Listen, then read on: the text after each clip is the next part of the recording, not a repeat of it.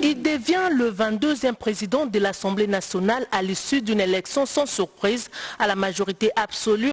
Dr Vital Kamerhe, candidat unique choisi par l'Union sacrée de la nation, occupe désormais la tête du perchoir de la Chambre basse du Parlement où il succède à Christophe Mbosonko Diapwanga. La cérémonie de remise reprise a eu lieu ce vendredi 24 mai 2024 devant plusieurs personnalités du gouvernement central et de l'Union sacrée de la nation. Dans son speech, le nouveau président de l'Assemblée nationale a remercié le chef de l'État, Félix Antoine Tshisekedi Tshilombo, garant du bon fonctionnement des institutions de la République. Il a par ailleurs rappelé quelques principes qui vont guider le travail parlementaire au cours de cette législature. Les principes sont simples.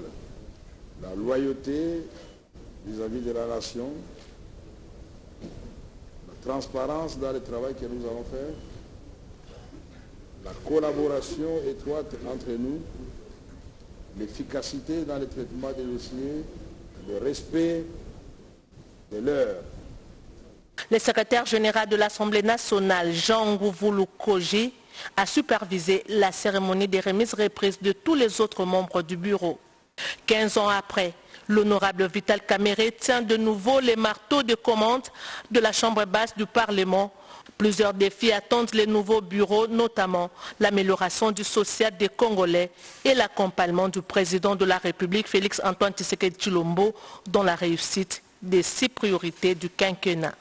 10 jours après la séance inaugurale, les sénateurs ont pris part ce vendredi 24 mai 2024 à la séance plénière qui s'est consacrée à la mise en place des commissions spéciales chargées des vérifications et validations des pouvoirs des élus conformément au prescrit de l'article 114 de la Constitution sous la conduite de son président, l'honorable Pascal Kindwelo Lumbu. Cependant, 5 commissions spéciales chargées de vérifier les pouvoirs des sénateurs issus de l'élection sénatoriale du 29 avril 2024 ont été mises en place par les bureaux provisoires. Votre bureau a regroupé les 84 sénateurs en 5 commissions spéciales constituées chacune des sénateurs de 4 provinces qui vont examiner les dossiers de 4 autres provinces. En clair, chaque commission spéciale comprend 4 provinces et examine les dossiers des 4 provinces. Je signale qu'une seule précaution est prise consistant en ce qu'aucune province ne puisse examiner les dossiers de ses propres sénateurs. Je signale que c'est un processus qui commence aujourd'hui par la constitution des commissions spéciales. Il se poursuivra au sein de ces commissions jusqu'à la validation des pouvoirs après présentation des rapports des commissions spéciales à la plénière. Notons que chaque commission est composée d'un doyen d'âge et de 2 benjamins. Le bureau provisoire a accordé un délai de 6 jours à ces commissions spéciales pour réaliser le travail qui leur a été confié.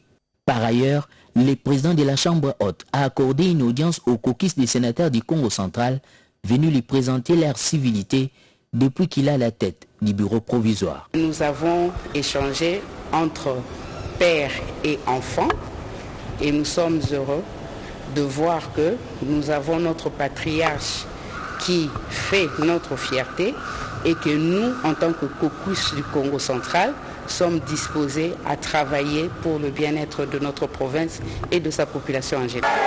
Poursuivons la série des concertations pour la récupération du pouvoir d'achat des fonctionnaires de l'État. Le vice-premier ministre, ministre de la fonction publique, Jean-Pierre Liaou, a réuni le jeudi 23 mai 2024 les 600 délégués syndicaux issus des 75 administrations publiques de l'État en la salle de conférence internationale du ministère des Affaires étrangères. Au cours des échanges, plusieurs questions s'inscrivant dans la droite ligne de la bonne marche de l'administration et plusieurs autres sujets constituant des préoccupations pressantes touchant à l'amélioration du pouvoir d'achat des fonctionnaires de l'État qui a pris un coup avec la dépréciation du franc congolais par rapport au dollar américain était à l'ordre du jour.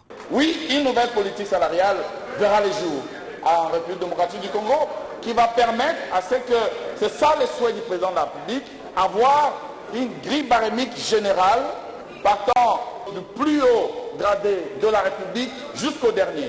et faire en sorte que les écarts ne soient pas béants comme nous le voyons aujourd'hui. Triangle du dialogue, le vice-premier ministre en charge de la fonction publique Jean-Pierre Liaou a martelé sur la volonté du président de la République d'œuvrer pour une administration publique efficace, intègre, qui est au rendez-vous du rendement. À l'occasion, le patron de l'administration publique congolaise, Jean-Pierre Liaou, est revenu sur la série des batteries des mesures à prêter sous forme de projet à soumettre au Conseil des ministres pour la récupération du pouvoir d'achat des fonctionnaires de l'État. Il faut agir pour éliminer les cellules d'experts, toutes ces microstructures qui rôdent autour des cabinets politiques, des cabinets. L'administration doit répondre toutes les prérogatives de l'administration publique pour aider l'État à marcher comme il se doit. Les batteries des mesures envisagées présagent un avenir radieux pour les fonctionnaires de l'État. Présenté magistralement par le vice-premier ministre de la fonction publique, l'annonce de ces mesures a été reçue avec des applaudissements frénétiques de 600 délégués syndicaux et la salle de conférence internationale des affaires étrangères a vibré au rythme de la renaissance de l'administration publique congolaise telle que voulue par le président de la République. C'est une avancée significative vers la professionnalisation et la numérisation d'accès à la formation des agents et cadres de l'administration publique. Le ministre du numérique, Désiré Cachemire Kolongele, a coupé les ribbons symboliques en signe d'ouverture officielle du centre HET triomphal qui accueillera désormais les agents de l'État et privés pour des formations accessibles à tous, un apprentissage interactif centré sur les clients. La numérisation des services publics tant voulue par les chefs de l'État Félix Antoine Tshisekedi décolle cette fois grâce au partenariat avec la société canadienne Steward Service qui dispose des équipements nécessaires d'une part et de l'autre des formateurs composés des professeurs des universités canadiennes pour les cours en visioconférence et congolais en présentiel. Les agents de l'État suivront une formation d'une nouvelle génération innovateur congolais allant de 4 à 6 mois en optimisation des services à l'ère du numérique, leadership numérique pour les cadres, la science des données, modélisation et prédiction, cybersécurité et cyberdéfense et autres spécifiques selon le besoin de chaque ministère.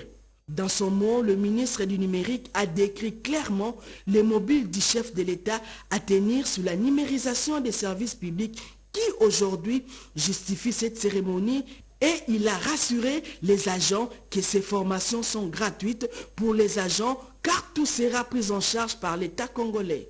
Le représentant de la société canadienne Steward Service, Trésor Mawaka, a tenu à rassurer l'opinion que les dites formations permettront aux Congolais d'entrer réellement dans la pratique de l'intelligence artificielle grâce à laquelle certains pays sont en avance par rapport à la République démocratique du Congo.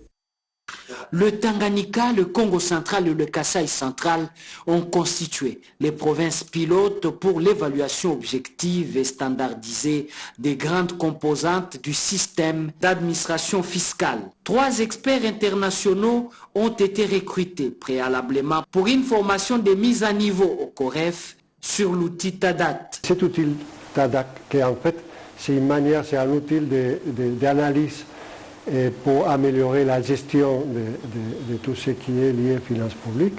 Quel est le but final de toute administration publique? Fournir des services aux citoyens. On ne parle pas seulement de récolter des revenus au niveau local ou au niveau régional, mais aussi d'établir des mécanismes de redistribution pour justement couvrir dans le cadre de leurs compétences, couvrir les besoins des citoyens. Comme partenaire, le Fonds d'équipement des Nations Unies pour le développement et l'Union européenne s'en félicitent. Le COREF est un partenaire stratégique en matière d'appui à la mise en œuvre de la politique nationale de décentralisation financière et nous sommes très fiers de commencer avec la RDC et ceci compte tenu justement du dynamisme du COREF en tant qu'institution en charge de cette problématique. Par cette formation, les experts des provinces auront une facilité de détecter les forces et faiblesses de leur administration fiscale afin d'identifier les domaines prioritaires d'amélioration et consolider les acquis avant d'identifier la stratégie des réformes. Une Une vingtaine d'enfants sera opérée au cours de cette 5e campagne de chirurgie cardiaque gratuite au centre médical Diamant de Lubumbashi. Comme toutes les autres fois, c'est le ministre provincial de la Santé, Joseph Sambi Boulanda, qui a lancé la campagne visant à sauver des vies de ces enfants cardiopathes, dont certains viendront du Zimbabwe et de l'Angola, en présence notamment du premier président de la Cour d'appel du Haut-Katanga, Pierre Malangano, et du procureur général près cette même cour, Rockefeller Lwakamona. Une équipe composée de médecins, d'anesthésistes et d'infirmiers en provenance des États-Unis va travailler aux côtés d'un groupe de Congolais bénéficiant de ces échanges d'expériences. Après les mots de bienvenue du DG du Centre médical Diamant, M. Karim, la DG de la Fondation Diamant, Dr Nurim, a fourni quelques explications sur les cas reçus à cette campagne. Qui est née avec malformation congénitale, mais elle est 23 ans. On va opérer sur un adulte qui est né avec une malformation congénitale de cœur, et ça c'est quelque chose de nouveau. Le ministre provincial de la Santé du Haut-Katanga, Joseph Sambi, a salué le partenariat entre le Centre Diamant et le gouvernement Kabula après avoir rappelé l'importance de l'initiative santé universelle du chef de l'État, Félix-Antoine Tshisekedi. Pour la 5e fois, je suis heureux de lancer au nom de son Excellence Jacques Kabila, gouverneur réélu de la province du Haut-Katanga. La 5e campagne se joue et je vous dis merci. Il s'en suivra une visite de réconfort aux enfants opérés et à leur mère. Maintenant là, ça va. La campagne en faveur des enfants cardiopathes au Centre Diamant reste ouverte à tous les enfants malades. 75 d'entre eux ont déjà été opérés avec succès depuis le début de cette série de campagnes.